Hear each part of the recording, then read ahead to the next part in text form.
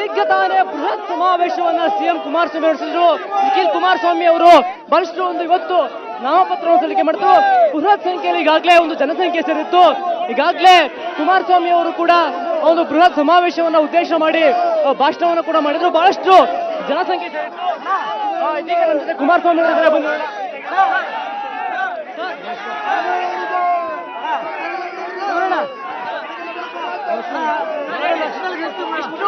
ಬಂದು ಇಷ್ಟು ದೊಡ್ಡ ಮಟ್ಟದ ಜನಸಂಖ್ಯೆ ನಿರೀಕ್ಷೆ ಮಾಡಿದ್ರ ನೀವು? ನನಗೆ ಇದರ ನಿರೀಕ್ಷೆ ಇದ್ದಿದ್ದಂಥದ್ದು. ಇದೇ ನನಗೆ ಆಶ್ಚರ್ಯ ತಂದಿಲ್ಲ. ಈ ರೀತಿಯ ವಾತಾವರಣ ನಿರ್ಮಾಣ ಆಗೋದು ಮೊದಲೇ ನಾನು ನಿರೀಕ್ಷೆ ಮಾಡಿದ್ದೆ.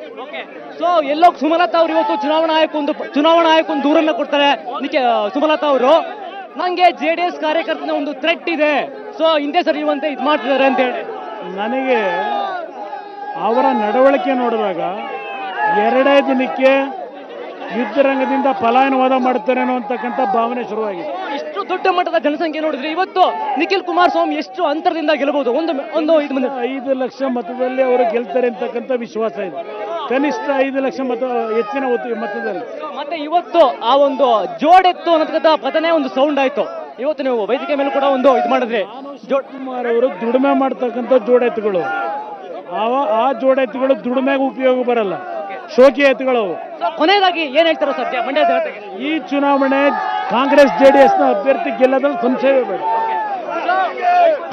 ಇದು ಸಿಎಂ ಕುಮಾರಸ್ವಾಮಿ ಅವರ ಮಾತು. ಏನು ದರ್ಶನ್ ಅವರು, ಯಶ್ ಅವರು ಶೋಕಿ ಎತ್ತುಗಳು, ಜೋಡಿ ಎತ್ತುಗಳು, ನಾನು ನಿಜವಾದ ಜೋಡಿ ಎತ್ತುಗಳು, ನಾನು ಮತ್ತೆ DK ಶಿವಕುಮಾರ್ ಅಂತ ಮಾತುಗಳು ಹೇಳ್ತಾರೆ.